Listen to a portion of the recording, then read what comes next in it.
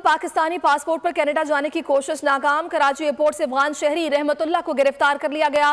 मुलजिम anti human trafficking circle के हवाले कर दिया गया है। इरशाद संजरानी हमारे साथ हैं, उनसे बात करते हैं। इरशाद, इस मुसाफिर के हवाले से मजीद क्या डिटेल्स आपके पास आई हैं?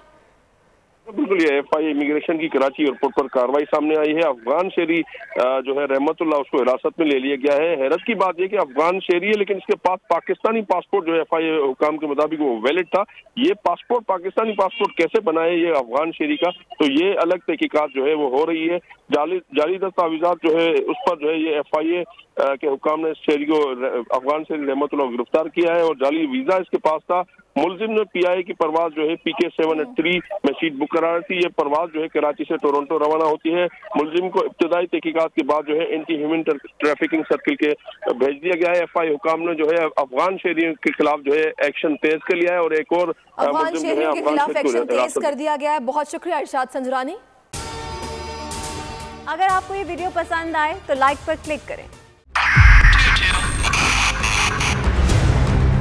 2022 बहुत सारे तोहफे भी देके गया पाकिस्तान की आवाम को। पाकिस्तान की आवाम को एक तोहफा ये दिया कि आवाम को पता चल गया कि पाकिस्तान का मीडिया क्या है। हक और सच का सफर साल 2022 में बोल रहा नंबर 1। हमने बहुत सारे शोज और ट्रांसमिशंस की, पूरा साल मुसलसल जदोजहद में निकल गया कि ये वोट ऑफ कॉन्फिडेंस के पीछे कौन लोग थे।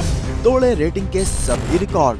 सोशल मीडिया पर भी सबसे ज्यादा तेजी से 2.4 बिलियन व्यूज का संगे मील अबूर किया। एंकर्स को भी आवाम में सबसे ज्यादा मकबूलियत मिली और सोशल मीडिया पर भी बोल रहा सब पर भारी। सब्सक्राइब करें और बेल दबाएं ताकि कोई खबर रह न जाए।